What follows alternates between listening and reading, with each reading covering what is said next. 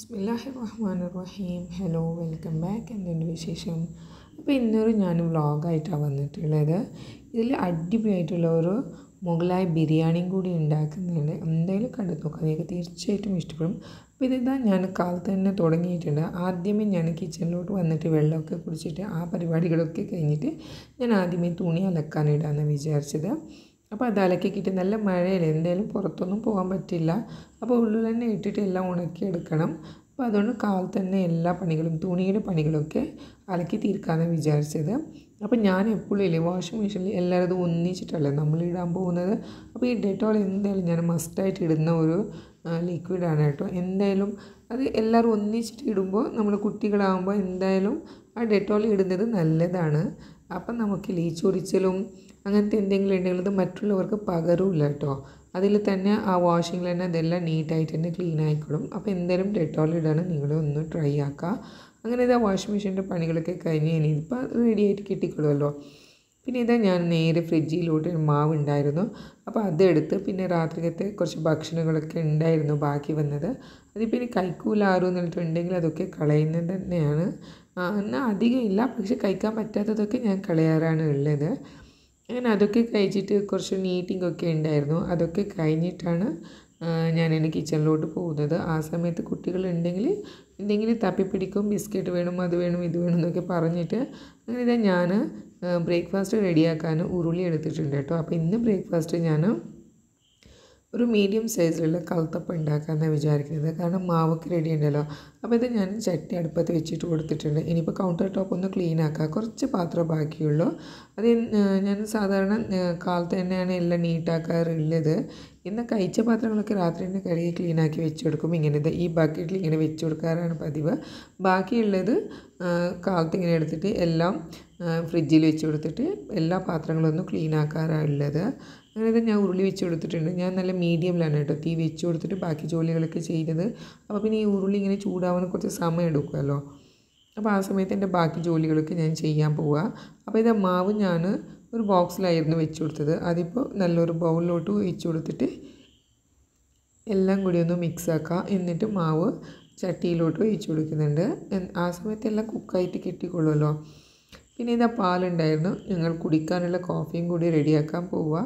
അപ്പോൾ അപ്പുറത്ത് breakfast ready ആവുന്നുണ്ട്, ഇപ്പുറത്തോട്ട് പാലും റെഡി ആവുന്നുണ്ട്. അപ്പോൾ ഞാൻ കോഫിയാണ് ഉണ്ടാക്കുന്നത്. അങ്ങനെ ഇതാ പാലും വെച്ച് കൊടുത്തിട്ടുണ്ട്.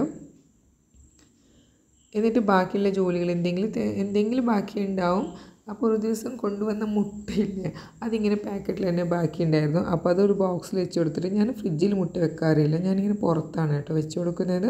അപ്പോൾ അതും കൂടി ഒന്ന് നീറ്റായിട്ട് വെച്ച് കൊടുക്കുന്നുണ്ട്. ആ സമയത്ത് എൻ്റെ പാലും തിളച്ച് കഴിഞ്ഞിട്ടുണ്ട്. ഇനിയിപ്പോൾ ഒന്ന് കോഫി റെഡിയാക്കുക, 2 തവണ അങ്ങോട്ടും ഇങ്ങോട്ടും ഒന്ന് ഏന്തി കൊടുക്കുക. അപ്പോഴേക്കും കോഫി റെഡി ആവുന്നുണ്ട്. ഞാൻ മുമ്പേ എല്ലാം ഈ പാത്രത്തിലോട്ട് ഇട്ട് കൊടുത്തിട്ടുണ്ടായിരുന്നു കേട്ടോ, കോഫിപ്പൊടിയും പഞ്ചസാരയും ഒക്കെ. അപ്പോൾ അതൊക്കെ നീറ്റാക്കി തുടക്കുക, കൗണ്ടർ ടോപ്പൊക്കെ നീറ്റാക്കിയിട്ട് തുടക്കുക. പിന്നെ ഞാൻ കോഫി ഇങ്ങനെ ആദ്യമേ ഉണ്ടാക്കിയിട്ട് ഇങ്ങനെ മൂടി വെച്ചുള്ളൂ കേട്ടോ. എന്തായാലും കാലത്തെ ബ്രേക്ക്ഫാസ്റ്റ് ഇല്ല, എല്ലാവരും ഒന്നിച്ചിട്ടൊന്നും കഴിക്കാനും പോകുന്നില്ല. കാരണം ചൂടോടെ തന്നെ എല്ലാവർക്കും കിട്ടണം, എന്നാലേ അവർ ബ്രേക്ക്ഫാസ്റ്റൊക്കെ കഴിക്കുള്ളൂ. പിന്നെ അന്നത്തെ നാളെങ്കിലും സ്കൂളും ലീവായി കിട്ടിയിട്ടുണ്ട്. ഒരു വെള്ളിയാഴ്ച ആയിരുന്നു കേട്ടോ ഇത്. മഴ കാരണമാണ് ലീവ് കൊടുത്തത്. ഒരു ദിവസം മുന്നേ ലീവ് ഉണ്ടായിരുന്നു, പിറ്റേ ദിവസം ലീവ് ഉണ്ടായിരുന്നു. ബാക്കി 2 പേരും അവർ ചൂടോടെ അങ്ങോട്ട് കഴിച്ചോളും. പക്ഷേ എൻ്റെ ചെറിയ മുകളിൽ അവൾ ഉമ്മയില്ലാണ്ട് കഴിക്കൂല, അങ്ങനത്തെ ഒരു പരിപാടിയാണ്. കാരണം ലേറ്റാക്കി പിന്നെ കഴിക്കാതിരിക്കാനുള്ള പരിപാടി. പക്ഷേ ഉമ്മമാരുണ്ടോ, അതെന്തായാലും അവർ കഴിക്കാതെ ഇരുന്നാൽ പിന്നെ അതായിരിക്കും അവരുടെ വിഷമം. അതെന്തായാലും കഴിച്ചിട്ടേ തീർക്കത്തുള്ളൂ. അങ്ങനെ ഒന്നിച്ചിട്ടാണ് കേട്ടോ അവൾ എന്നും എൻ്റെ കൂടെ ഉണ്ടാവാറ്. പിന്നെ അവർ കറികളൊന്നും എടുക്കാറില്ല. പക്ഷേ എനിക്ക് രാത്രിക്കുള്ള ബീട്രൂട്ട് കറി ഉണ്ടായിരുന്നു. അപ്പം ഞാൻ എന്തായാലും വെജീസ് കഴിക്കുന്നു. അപ്പോൾ അങ്ങനെ എനിക്ക് ഇത്രയും മതി ബ്രേക്ക്ഫാസ്റ്റ്. ഇത് കുറവാണെന്ന് എനിക്ക് തോന്നും, പക്ഷേ എനിക്ക് ഇത്രയും മതി കേട്ടോ. ഞാൻ കാലത്ത് അധികം അങ്ങനെ കഴിക്കാറില്ല. പിന്നെ എൻ്റെ ഫുഡൊക്കെ വളരെ കുറവാണ്. അങ്ങനെയാണ് ഞാൻ ഇത്രയും എടുത്തിട്ടുള്ളൂ. ഇനി ഇതാ പോകാനുള്ള ബുക്സും ബാഗും ഒക്കെ റെഡിയാക്കിയതാണ്. പിന്നെ ലീവാണെന്ന് പറഞ്ഞപ്പോൾ അതെല്ലാം അങ്ങോട്ട് വാരി വലിച്ചിട്ടിട്ടുള്ളൂ. ഈ സമയത്താണെങ്കിൽ എക്സാമും കൂടിയുണ്ട്. അപ്പോൾ പിന്നെ പരീക്ഷയാണെന്ന് പറഞ്ഞിട്ട് അവർ റെഡി ആയിട്ടുള്ളതാണ്. പക്ഷെ അന്നത്തെ നാൾ ലീവാണെന്ന് പറഞ്ഞപ്പോൾ പിന്നെയും അവർ ഡെസ്പായി പോവാം. പിന്നെയും ഒരു ദിവസം നമുക്ക് പഠിക്കേണ്ടി വരുന്നുണ്ടല്ലോ എന്നു. അതാർക്കായാലും അങ്ങനെ തന്നെയാണ്. അപ്പം അറിയുന്നില്ല കുട്ടികൾ ആ അവസ്ഥയിലുള്ള ആ ഒരു സന്തോഷം എന്താണെന്നിട്ട്. അങ്ങനെ എൻ്റെ എല്ലാ ജോലികളും കഴിഞ്ഞ് ബ്രേക്ക്ഫാസ്റ്റൊക്കെ കഴിഞ്ഞ് ബാക്കിയുള്ള പാത്രങ്ങളും കഴുകി വെച്ച് എന്നിട്ട് വീണ്ടും ബക്കറ്റിൽ വെച്ചിട്ട് ഞാൻ കൊണ്ടുപോയിട്ട് വെക്കുന്നുണ്ട്. ഇവിടെ വെക്കേണ്ട സ്ഥലത്ത് വെക്കുന്നുണ്ട്. ആ സമയത്ത് എൻ്റെ എല്ലാ തുണികളും അലക്കി കഴിഞ്ഞിട്ടുണ്ട്, സ്പിന്നും ആക്കി കഴിഞ്ഞിട്ടുണ്ട്. ഇനിയിപ്പോൾ ഇതിൽ നിന്നെല്ലാം ഒന്ന് എടുക്കണം. എടുത്തിട്ട് ഈ ബാൽക്കണി ഒന്ന് ക്ലീൻ ആക്കുന്നുണ്ട് ഞാൻ ആദ്യമേ. എന്നിട്ട് പോയിട്ട് ഇത് ഉള്ളിലാണ് ഞാൻ ഇട്ട് കൊടുക്കുന്നത് സ്റ്റാൻഡിൽ. കാരണം ഇപ്പോൾ പുറത്തിങ്ങനെ എനിക്ക് ഇത്രയും ബാൽക്കണിയേ ഉള്ളൂ. അപ്പോൾ എന്തായാലും പുറത്തിടാൻ പറ്റില്ല. ഞാനിതെല്ലാം ഇടാറുള്ളൂ. അപ്പോൾ ഇനിയിപ്പോൾ ഈ ബാൽക്കണി ഒന്ന് ക്ലീൻ ആക്കാം. അപ്പോൾ ഫ്രിഡ്ജൊക്കെ ഇങ്ങനെ ഓപ്പണിലാണല്ലോ വെച്ചിട്ടുള്ളത്. അപ്പോൾ എന്തായാലും മഴയും വെയിലും ഇതിനൊക്കെ ഉണ്ടാവും.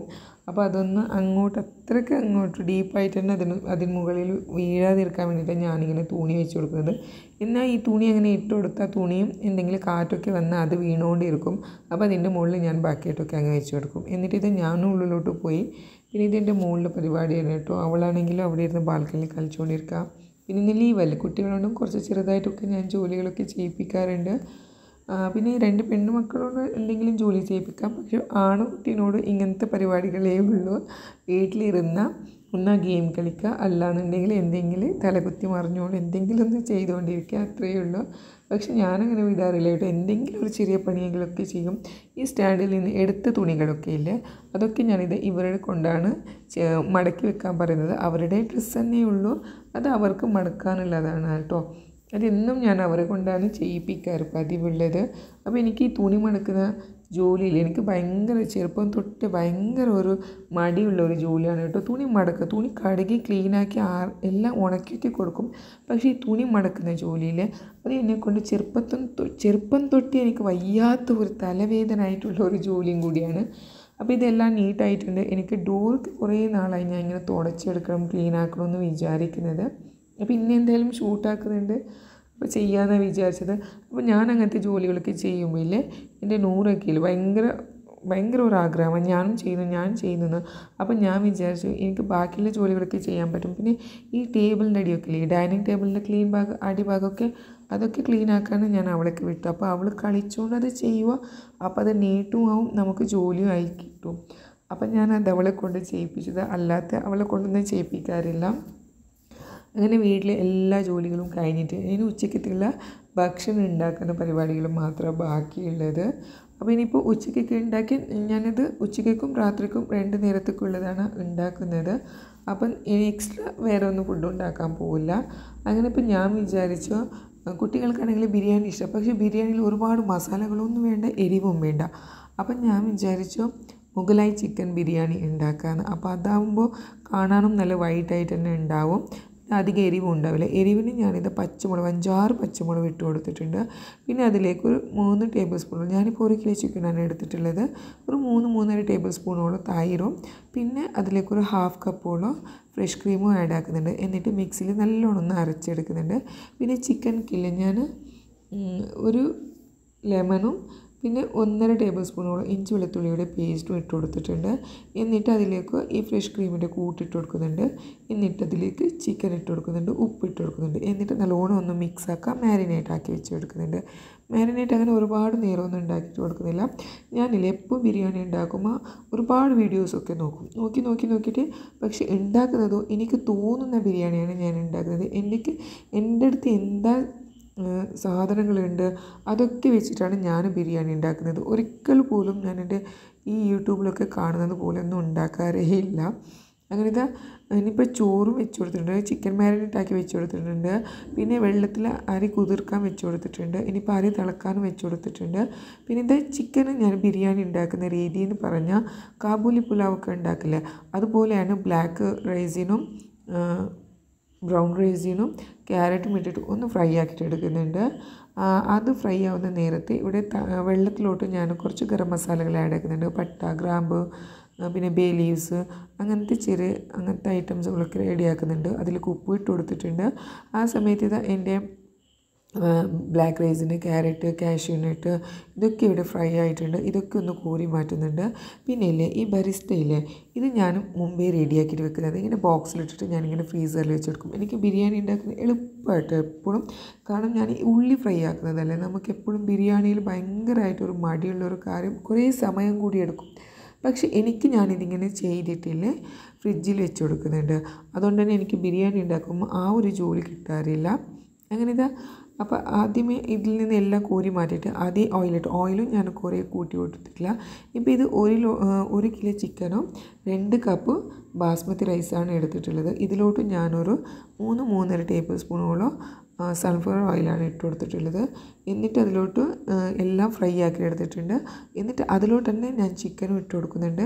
ചിക്കൻ ഇട്ടിട്ട് അതിലോട്ട് 1/2 ടീസ്പൂൺ മഞ്ഞൾപ്പൊടി, 1/2 ടീസ്പൂൺ ഗരം മസാല, 1/2 ടീസ്പൂൺ ജീരകപ്പൊടി, ഇത്രയും ഇട്ട് കൊടുത്തിട്ടുള്ളൂ കേട്ടോ. ഞാൻ ഇതിലേക്ക് എരിവിനായിട്ട് വേറെ ഒന്നും എക്സ്ട്രാ ഇട്ടിട്ടില്ല. കാരണം ഒരു മീഡിയമിൽ എരിവുള്ള ഒരു 6-7 പച്ചമുളക് ഞാൻ ഇതിൽ ആഡ് ആക്കിയിട്ടുണ്ടല്ലോ മാരിനേറ്റ് ചെയ്യുമ്പോൾ. അപ്പോൾ ആ എരിവ് തന്നെ മതി എനിക്ക്.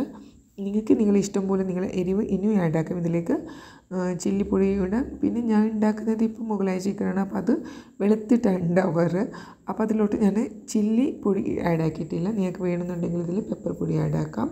എന്നിട്ടത് മൂടി വെച്ച് കൊടുത്തിട്ടുണ്ട്. ആ സമയത്ത് വെള്ളം തിളച്ചിട്ടുണ്ട്. അതിലോട്ട് അരി ഇട്ട് കൊടുത്തിട്ടുണ്ട്. അങ്ങനത്തെ ഏകദേശം ഒരു 80% വരെ ഈ അരി കുക്കായിട്ടുണ്ട് കേട്ടോ. ചിക്കൻ ആണെങ്കിൽ 25% മാത്രം കുക്കാക്കി കൊടുത്താൽ മതി. തീ നല്ലോണം ലോയിൽ വെച്ചിട്ടില്ല, മൂടി വെക്കണം. അപ്പോൾ അതിൽ നിന്ന് വെള്ളമൊക്കെ ഇറങ്ങി വരും.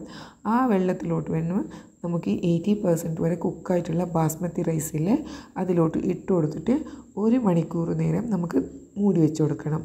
എന്നിട്ട് ഈ നല്ലോണം ലോയിൽ വെച്ച് കൊടുക്കണം. ഈ നല്ല വലിയ പാനാണ് കേട്ടോ ഞാൻ എടുത്തിട്ടുള്ളത്. വലിയ ഒരു ബിരിയാണി പോട്ടാണ് എടുത്തിട്ടുള്ളത്.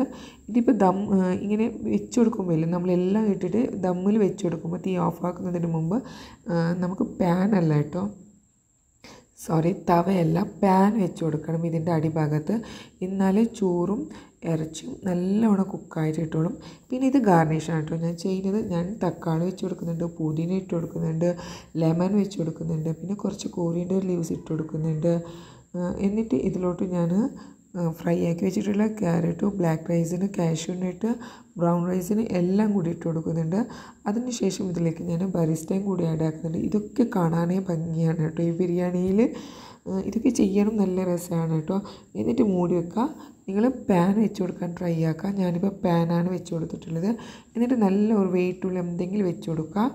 എന്നിട്ട് 1 മണിക്കൂർ കഴിഞ്ഞിട്ട് 20 മിനിറ്റ് വരെ ഈ ദം തുറക്കാതിരിക്കുക, മൂടി തുറക്കാതിരിക്കുക. തീ ഓഫാക്കിയിട്ടാണ് 20 മിനിറ്റ് വെച്ച് കൊടുക്കാൻ ഞാൻ പറഞ്ഞത്. ഇപ്പോൾ നിങ്ങൾക്ക് കാണുന്നുണ്ടോ ഈ ദമ്മിൽ തന്നെ ഞാൻ എക്സ്ട്രാ ഓയിലും ആഡ് ആക്കിയിട്ടില്ല, നെയ്യും ആഡ് ആക്കിയിട്ടില്ല. പിന്നെ ഇതിലേക്ക് ഞാൻ കുറച്ച് പച്ചമുളക് ഇങ്ങനെ കുത്തി കൊടുത്തിട്ടുണ്ട് കേട്ടോ. അതും കൂടി ഇരിക്കട്ടെ ഫ്ലേവറിന് വന്നിട്ട്. കാരണം അധികം എരിവില്ലല്ലോ, അതുകൊണ്ട് തന്നെയാണ് ഞാനിതിലേക്ക് പച്ചമുളകും കൂടി ആഡ് ആക്കിയിട്ടുള്ളത്. നല്ല ഭംഗിയുണ്ട് കാണാൻ. അതുപോലെ തന്നെ ഇനിയിപ്പോൾ ബിരിയാണി നമ്മൾ ഉണ്ടാക്കിയാലില്ലേ, ബിരിയാണി ഇങ്ങനെ പെട്ടെന്ന് കുഴച്ചെടുക്കാൻ പറ്റില്ല. കാരണം കുറച്ച് മസാലകളൊക്കെ കൂടിപ്പോയാൽ, അല്ലാന്നുണ്ടെങ്കിൽ മസാല മാത്രമായി പോകും ബിരിയാണിയിൽ, അങ്ങനെയൊക്കെ ഉണ്ടാവും. പക്ഷേ ഈ മുഗലായി ചിക്കൻ ബിരിയാണിയിലില്ലേ നമുക്കിങ്ങനെ പാത്രം വെച്ച് കൊടുത്തിട്ടില്ല, മൊത്തത്തിൽ അങ്ങ് മിക്സ് ആക്കിയിട്ടെടുക്കാം. ചിക്കനും ആ മസാലയും നല്ല ടേസ്റ്റായിട്ടോ. ഇപ്പോൾ ഇതിൽ നിന്ന് ഞാൻ മുളക് സെപ്പറേറ്റ് ആക്കുന്നുണ്ട്. കാരണം കുട്ടികളൊന്നും ഇത് കഴിക്കില്ല, വലിയവർക്കാണെങ്കിൽ ഇങ്ങനെ സെപ്പറേറ്റ് ആക്കേണ്ട ആവശ്യമില്ല. എല്ലാം കൂടി തവിയിട്ടിട്ട് മിക്സ് ആക്കി കൊടുക്കുക, എന്നിട്ട് വിളമ്പി കൊടുക്കുക. നിങ്ങളൊന്ന് ട്രൈ ആക്കി നോക്കൂ. എന്നിട്ട് നിങ്ങൾ ഫീഡ്ബാക്ക് അറിയിക്കാൻ മറക്കല്ലേ. ഒരു എരിവുമില്ല, അധികം മസാല പോലും ഇതിലാവുന്നില്ല കേട്ടോ ഇങ്ങനെ ബിരിയാണി ഉണ്ടാക്കുമ്പോൾ. കാരണം ഈ 25% വരെ നമ്മൾ കുക്കാക്കിയിട്ട് 80% കുക്കായിട്ടുള്ള ചോറിട്ട് കൊടുത്തിട്ട് 1 മണിക്കൂർ നേരം ഇങ്ങനെ വെച്ച് കൊടുക്കുന്ന ബിരിയാണിയില്ല, അതിൻ്റെ ഫ്ലേവറേ വേറെയാണ് കേട്ടോ. ഒന്ന് ട്രൈ ആക്കി നോക്കാം. എന്നിട്ട് നിങ്ങൾ ഫീഡ്ബാക്കൊക്കെ അറിയിക്കുക.